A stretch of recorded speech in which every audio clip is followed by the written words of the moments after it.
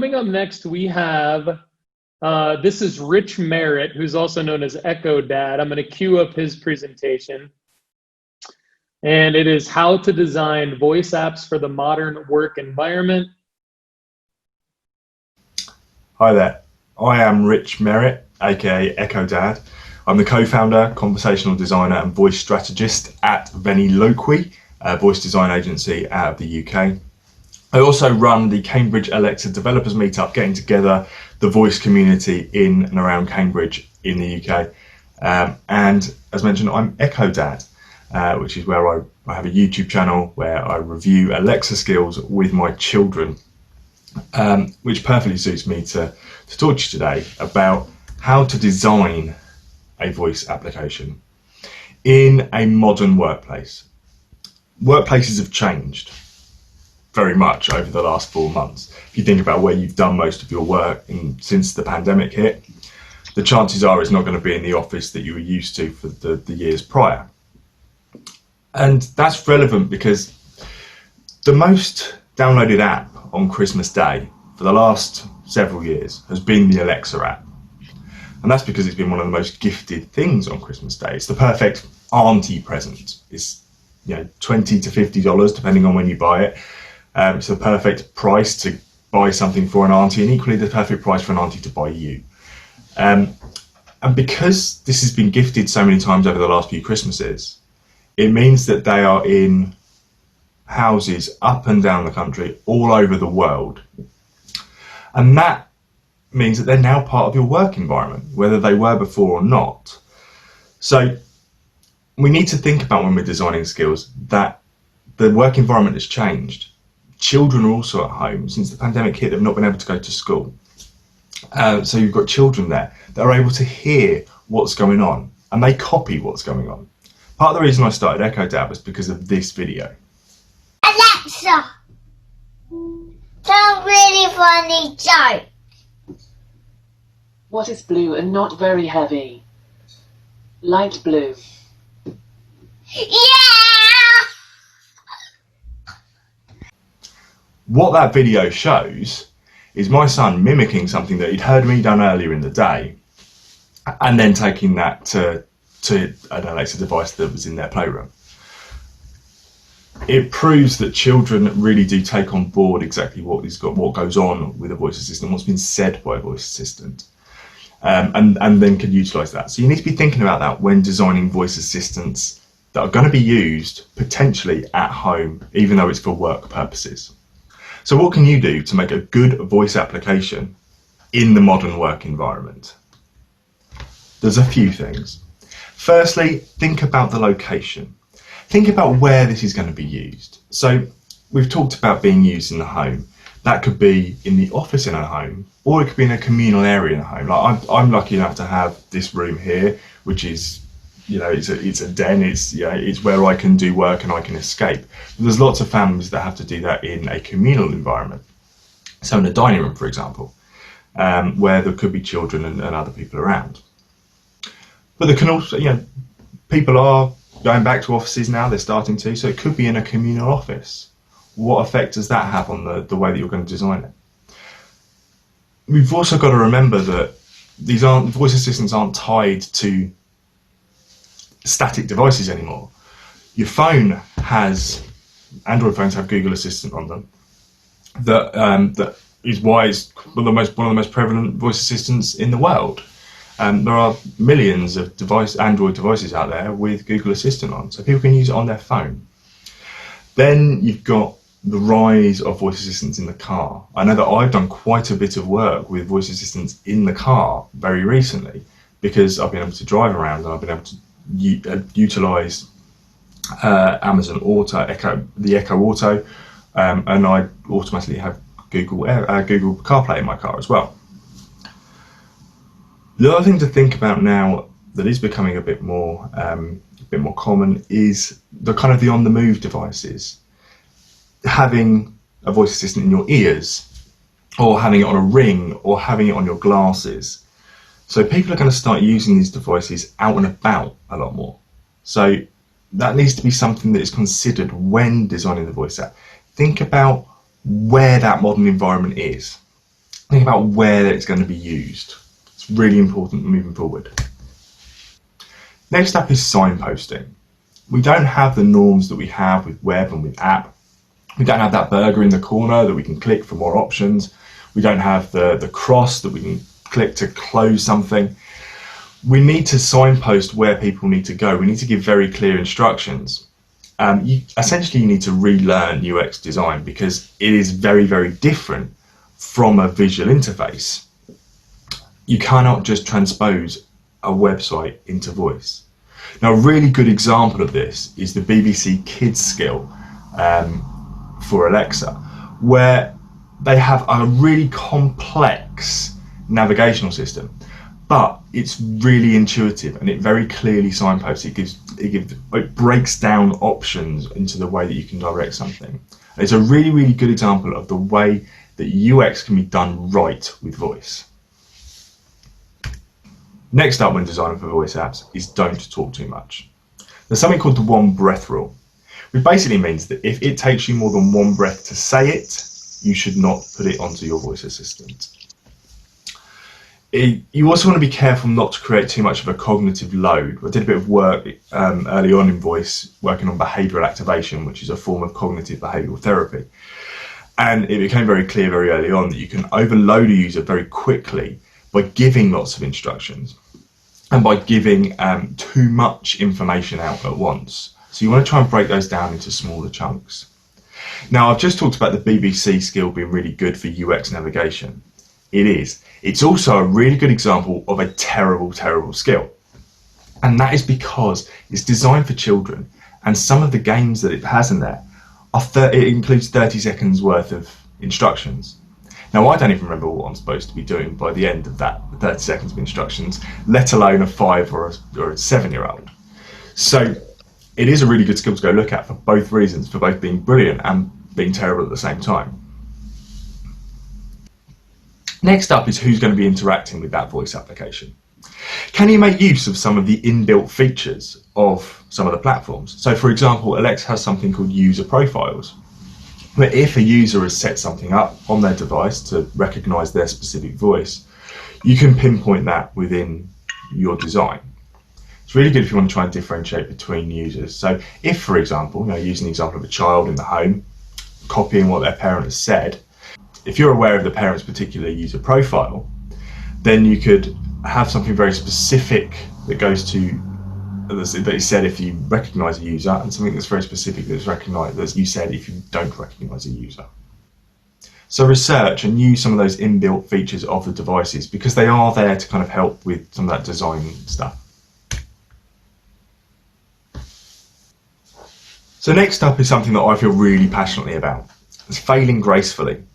Now, you can really mess up a voice application by ending up in a kind of a perpetual loop of error messages where you can't get out, you're just asked to repeat the same thing over and over again, and the voice application is not understanding. Now, there are ways of handling errors gracefully. So I'm going to use an analogy here, which may or may not work. I'm hoping this does. So think about the Empire in Star Wars. The Rebel Alliance blew up their Death Star. Did they mark that down as a failure? No. They went and built another one, a better one that was slightly different. And when that was blown up, the First Order went and built a bigger and better thing in Starkiller Base. How does that work with voice? So my personal preference for error handling is something that I like to call progressive escalation. So if the user fails once, so if you don't understand what the user said, ask them to rephrase it, not repeat it because you already got that wrong once. Rephrase it. So the Empire learned that they couldn't just duplicate a second Death Star exactly the same. They had to slightly alter it. Otherwise the same thing would happen again.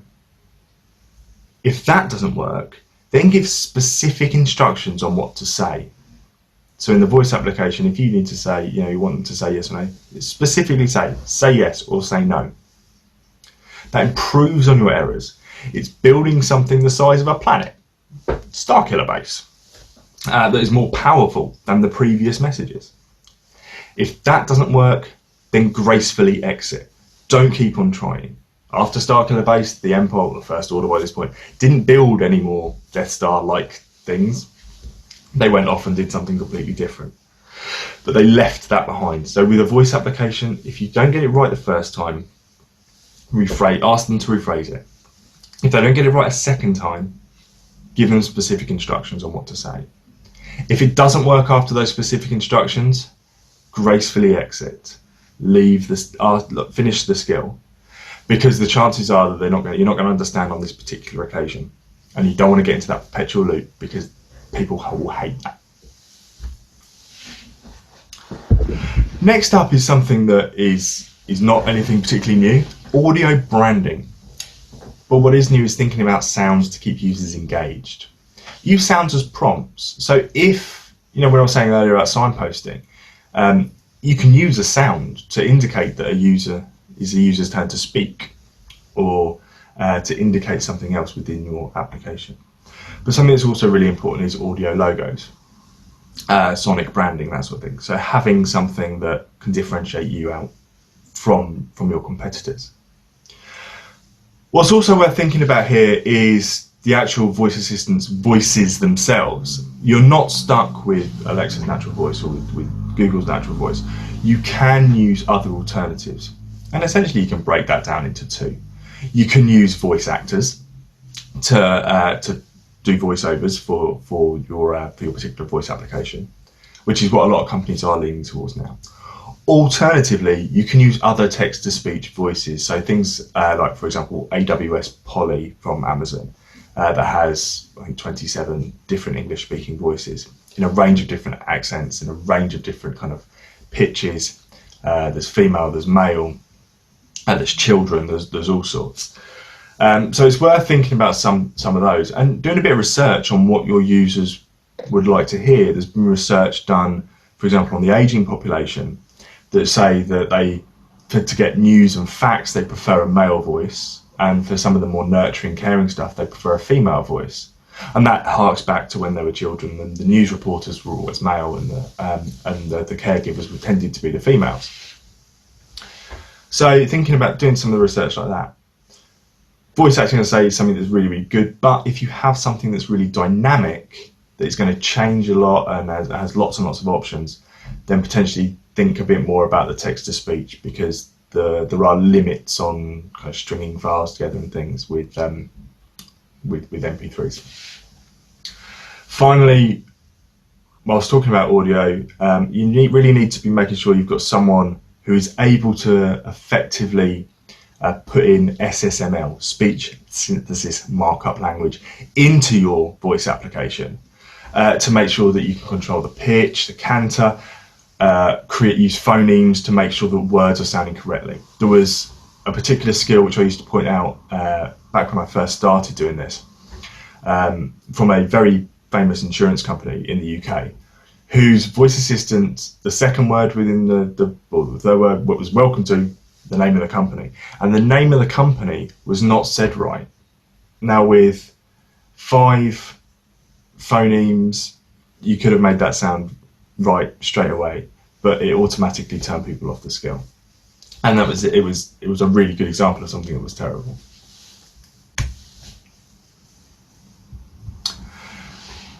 Next up is visuals. We've talked a lot about the experience for voice, but we shouldn't ignore the fact that visuals are also an element of this. Fire TV is very, very popular. The Amazon devices with screens are very, very popular. And Android phones, as I've said before, are something which they're used all the time. You always have a screen with that. One thing that is vitally, vitally important when designing for voice and using visuals, design for voice first. The visuals are supplementary to the voice experience. You shouldn't be relying on the visuals to get across things that you can't get across with just speaking, because of things like the one breath rule that I was talking about earlier. So they're always a support mechanism. Don't start to create the visuals until you've got a solid skill in itself that you know can be navigated and can be used without those visuals there. Know the difference. So there are there are quite a lot of differences between what you can achieve with Google and what you can achieve with Amazon, because they are two, and again what you can achieve with Bixby. There are very, very, very different things.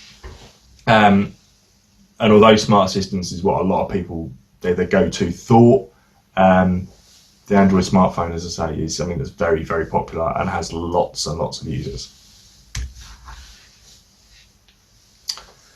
And finally, testing. Testing is so important. I cannot stress enough how important testing is. These things are actually really quite rubbish at understanding you unless you programmed it. I wrote an article not long ago called My Dog's Paws Need Washing, which is about homonyms and homophones and homographs and how that is all affected with voice assistants.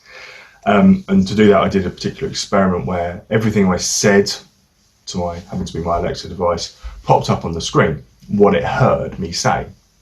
And the reason the article is called My Dog Paws Need Washing is because I said my dog's paws need washing, and it said my dog's paws, P-A-U-S-E, not P-A-W-S. And there's similar tests within there. So like Neil Armstrong kneels on the moon gives me 2 of the name Neil, and not Neil as in K-N-E-E-L. So make sure you're testing to make that everything is working as it should, and make sure you're testing with not just automated tools. There's some great automated tools out there, but testing with real users. People are unpredictable. People will say almost anything that you wouldn't expect them to say. So make sure you can handle things like someone asking what the number 56 bus to Reading is, and you can just be part of your normal error handling, but make sure that you can handle that without just it falling over and not understanding a thing.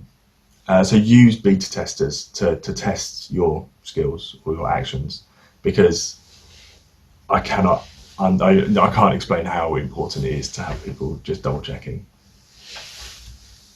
And it might also pick up lots of things ways that you weren't expecting users to ask something. So there you have it. My important tips for designing a voice application in the modern work environment. We've got to bringing this back to the modern work environment.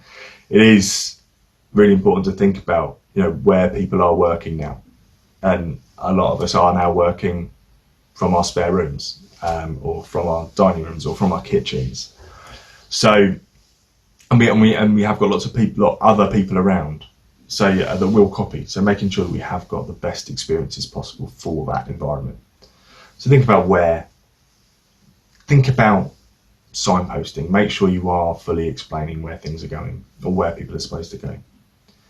Don't talk too much. There's nothing worse than an overburden on the cognitive load. Think about who's interacting. Make sure you are failing gracefully so that people are going to come back.